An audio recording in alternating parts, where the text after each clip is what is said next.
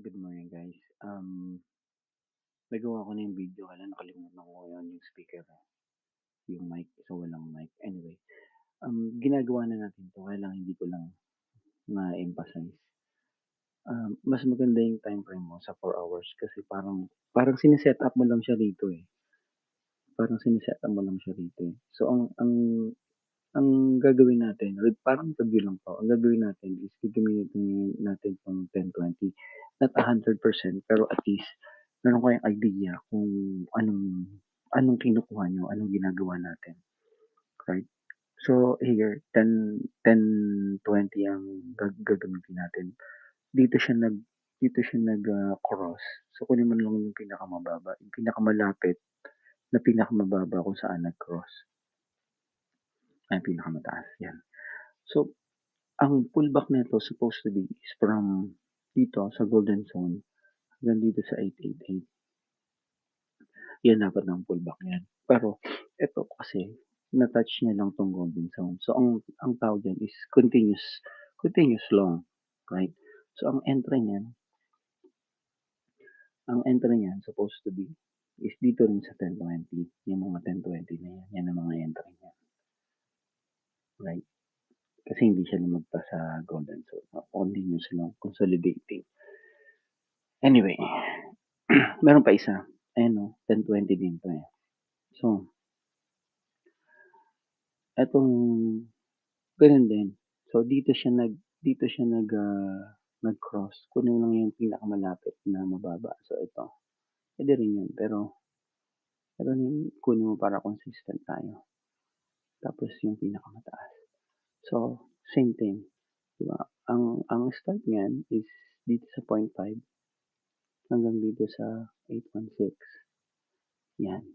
Yan ang pullback entry natin all the time. Sabi ko nga ginagawa natin to eh. Ang entry natin dito is either dito sa standard deviation. Yan, sa standard deviation.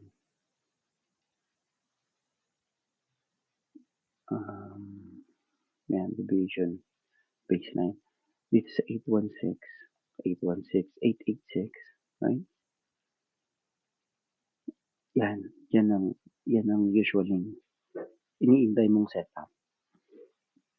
Pag lumagpas na ng 0.5, maghanap ka na ng setup. So, ang entry dito, pwedeng dito sa 1020, right?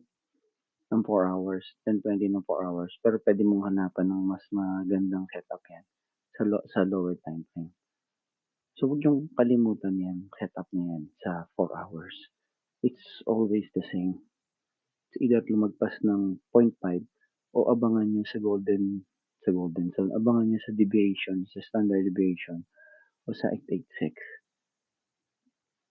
Makikita na naman kayo ng pullback yan. Tapos punta naman kayo ng lower time frame. So, ganun din sa reverse. Ito reverse.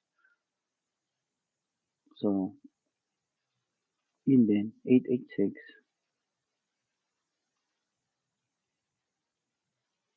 And then sa 5. Yan.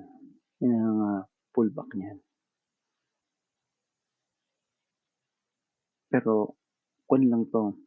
Short lang to kasi tingnan to. Yung 100-200 mo is open.